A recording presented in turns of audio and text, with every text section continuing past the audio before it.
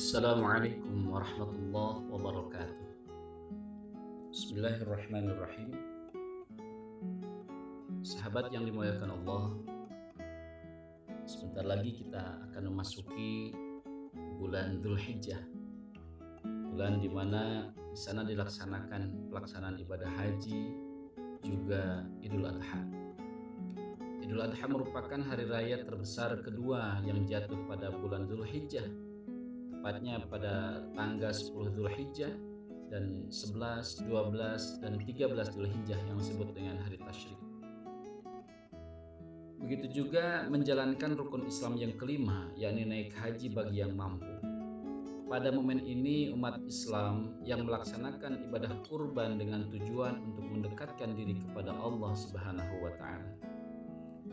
Keutamaan berkurban juga disebutkan dalam hadis Rasulullah Shallallahu Alaihi Wasallam yang diriwayatkan oleh Imam At-Tirmizi dan Ibnu Majah dari Ibunda Aisyah radhiyallahu anha. Rasul bersabda, tidaklah seorang anak Adam melakukan pekerjaan yang paling dicintai Allah pada hari nahar kecuali mengalirkan darah menyembelih hewan kurban. Hewan itu nanti pada hari kiamat akan datang dengan tanduk, rambut dan bulunya, dan pahala kurban yang menetes pada suatu tempat sebelum menetes ke tanah. Maka hiasilah dirimu dengan ibadah kurban.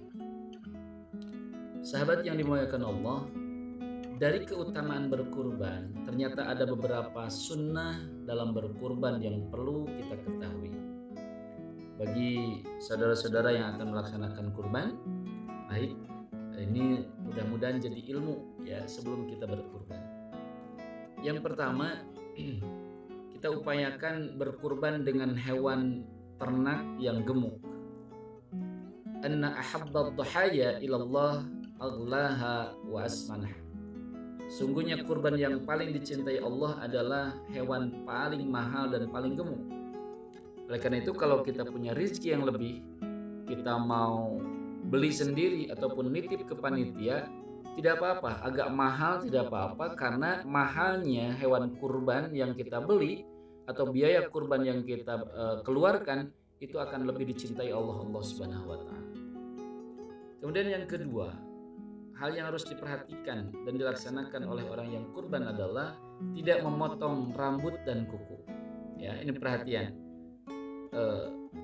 Umat muslim yang akan berkurban itu disunahkan untuk tidak memotong atau mencabut kuku dan rambutnya. Ini dimulai dari awal bulan Dzulhijjah hingga selesai waktu penyembelihan. Ini hadisnya sahih ya dari Siti Aisyah. Kata Rasul, jika masuk bulan Dzulhijjah dan salah seorang dari kalian ingin menyembelih hewan kurban, maka hendaklah ia tidak memotong sedikit pun dari rambut dan kuku. Kemudian yang ketiga, menyembelih sendiri atau menyaksikan langsung. Ya, kalau menyembelih di kita biasanya oleh ahli, ya, oleh yang biasa menyembelih. Paling tidak kita menyaksikan bagaimana hewan sembelihan, hewan kurban kita itu disembelih. Ya. Rasulullah SAW bersabda, Fatimah, berdirilah dan saksikanlah hewan sembelihanmu itu. Sungguhnya kamu diampuni pada saat awal tetesan darah itu dan dosa-dosa yang kamu lakukan. Dan bacalah, sesungguhnya salatku, sembelihanku, hidupku dan matiku hanya untuk Allah Subhanahu wa taala Rabbul Alamin. Inna salati wa nusuki wa mahyaya wa mamati lillahi Rabbil Alamin.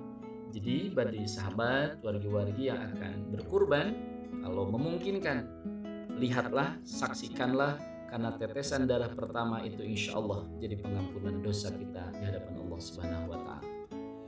Yang keempat, membaca basmalah dan zikir pada saat menyembelih hewan kurban. Yang menyembelihnya walaupun orang lain, kalaupun bisa kita lakukan sendiri, bacalah basmalah. Kita yang menyaksikan, bacalah basmalah, berzikirlah. Semoga kurban kita diterima Allah Subhanahu wa taala. Yang kelima, ya, menyantap daging kurban. Masya Allah. Jadi kalau ada yang mengatakan orang yang berkurban tidak boleh memakan daging kurbannya, itu salah. Karena sesungguhnya Rasulullah SAW membolehkan, ya, membolehkan Dalam hadis dari Siti Aisyah radhiyallahu anha, kata Rasulullah begini, makan, simpan, dan bersedekahlah kalian dari daging kurban kalian. Ini hadisnya sahih.